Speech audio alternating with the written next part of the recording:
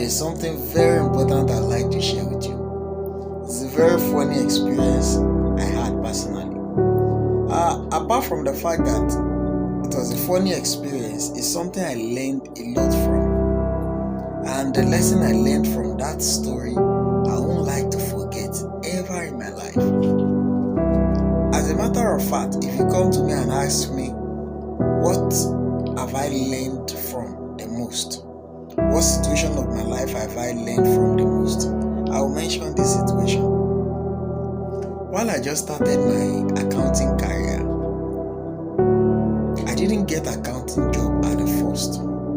So instead of waiting and keep on waiting, I got a teaching job and I was an account teacher. I was trying to navigate my route from there to an accounting job so that my career can begin. So from that teaching job, I got an interview and it was a consulting firm, a kind of organization every account professional would like to begin their career from. And when on my way, I've been receiving several calls. Make sure when you get there, ask for Mr. This, Mr. That. They gave me the exact name of the person that I'm going to ask for. That is the consultant of the firm and he's the one that is going to attend to me. So I was eager, I was excited. And the moment I got there, that name I was told to ask for kept on ringing in my head. And I was expecting to meet him.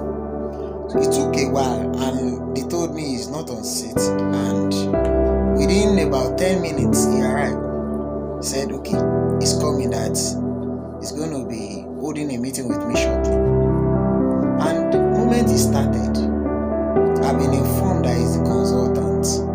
I didn't know anything about the company, but I knew they are into taxation, they are into audit, they are into different kind of consulting around financial, accounting and taxation and all of that.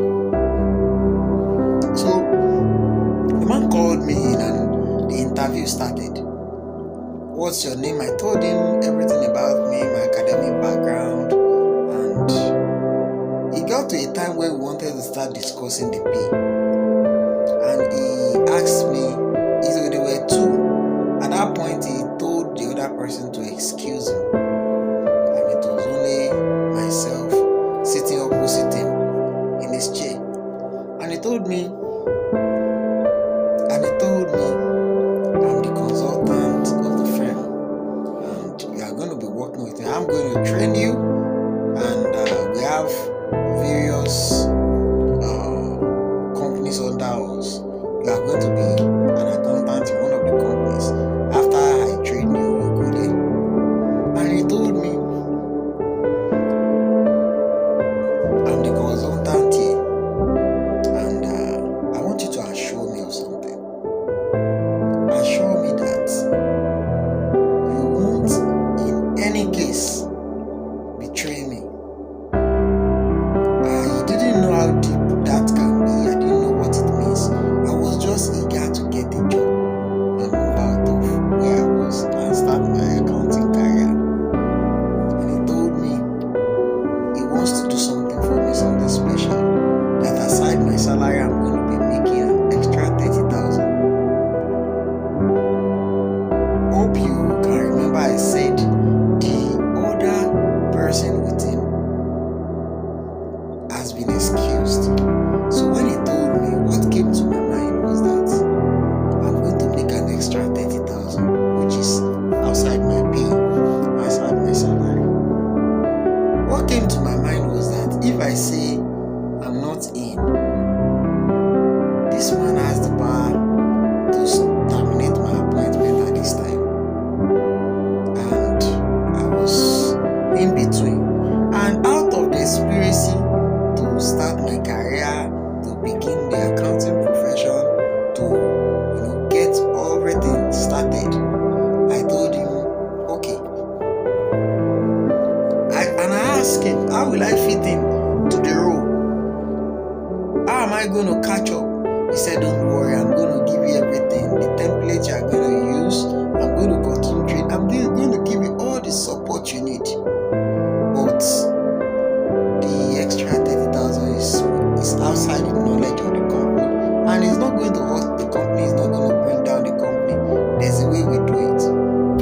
And out of the conspiracy, I gave in. I said, I'm in support. And once I said I was in support, he said, oh, you are in support. You know what? I'm the owner of this company. I'm the right owner. I'm the owner of the capital, the owner of the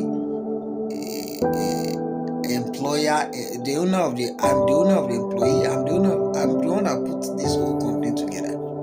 So you are going to make an extra 30,000 from me. And that was his basis for not granting me the job. On my way home, I started questioning my own integrity. I started feeling bad. I started questioning everything I did in church, everything, all that made up who I am. I started, questioning everything, challenging everything. And I asked myself, after a long time, why did I give in? Was it really about the money? And I saw the reason why I gave in was because I was desperate. I was desperate and eager to start my career, to begin from somewhere. When I saw the ambience, I saw the structure of the company, I felt that would be a good place for me to start. I was desperate. I was ready to get a job at any cost. And this is like the biggest lesson I've ever learned. This is like the biggest lesson I've ever learned.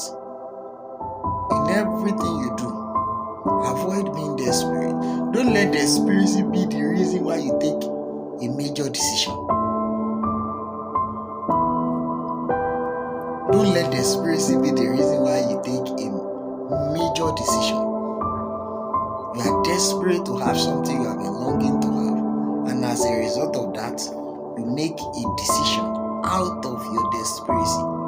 You can make your decision out of other things, and that's not the topic for today. But don't let desperation be the reason why you choose something that your integrity will not allow you to choose.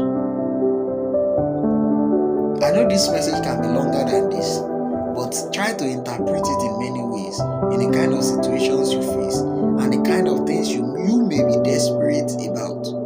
Don't let your desperation be the reason why you go against your own personal policy, your own personal values.